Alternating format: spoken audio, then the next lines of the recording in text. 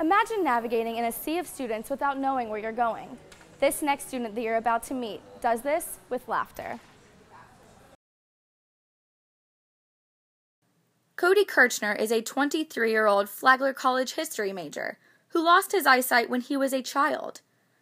His friends used to fight to be the one to lead him around, and they were fascinated that he couldn't see. That lasted until probably the middle of middle school, and then it starts to fade and suddenly you start to be different. And that's really the hardest thing to realize, is that you are different and you have to either choose whether you're going to act normal. I try and act normal, or you're going to be a noticeable blind person. After losing his left eye when he was 2 years old, Cody lost his right eye just a year later. First it was cancer of the retina in my left eye, and they tried to treat that with radiation and it failed. So they enucleated, which basically is a fancy word to say they took out my eye. It spread to my right eye, and they had to take that out too. He wears prosthetic eyes, which he's developed a sense of humor about. When I was in high school, people would request for me to do that maybe 10 or 12 times a day. So I started charging $5 for it. It was how I paid for sodas every morning. It's been his sense of humor that's helped Cody live a life that he enjoys. But you kind of have to do that. You have to learn to laugh at what you have. I mean, you can either be really, really depressed, or you can learn to laugh at the cards you've been dealt. I choose to laugh at it. Cody decided to attend Flagler College because the campus is easy to navigate, and he likes the advantages of a small school.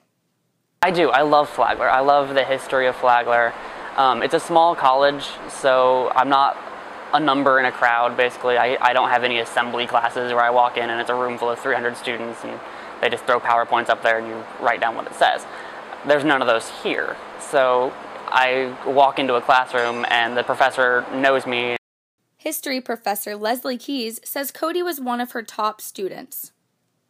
He was prepared, he understood, he didn't ask for extra time to do anything, which a number of students, whether they're disabled or not, have asked for assistance in that fashion.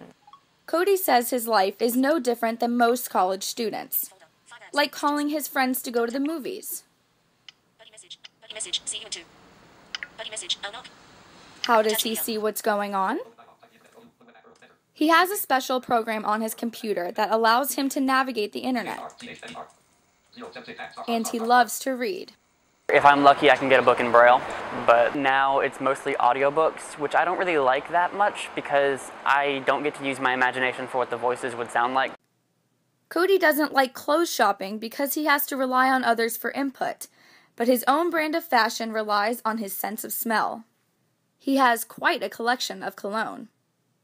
Basically, it's the only part of fashion that I can do on my own. I can actually go to the store. There's a little store on St. George Street that I can walk into, say, hey, I'd like to see Givenchy, or I'd like to see Armani, and they will hand me just a bottle and I can go, oh, I like that or I don't like that. Whereas opposed to clothes, I have to take a sighted person and go, what color is this? Do I look good in that color? So on and so forth. So it's the only part of fashion I can do by myself, and I like doing things by myself. Cody's constant companion is his seeing eye dog Googie, who keeps him from bumping into things in his path.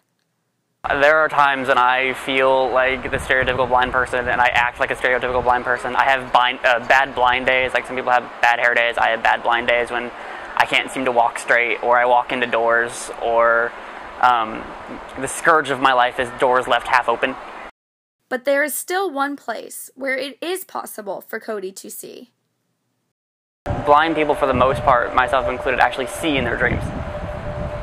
I can't tell you if we see correctly, like, I could see blue and it's actually green or something, I don't know. But I see in my dreams as if I could still see. I don't know why we can still see in our dreams. Even people who have never seen in their life can do it. And Cody has dreams for the future as well. I always picture myself, like a wife, 2 kids, a nice early century brownstone Rockwell painting, basically, is what I want my life to be.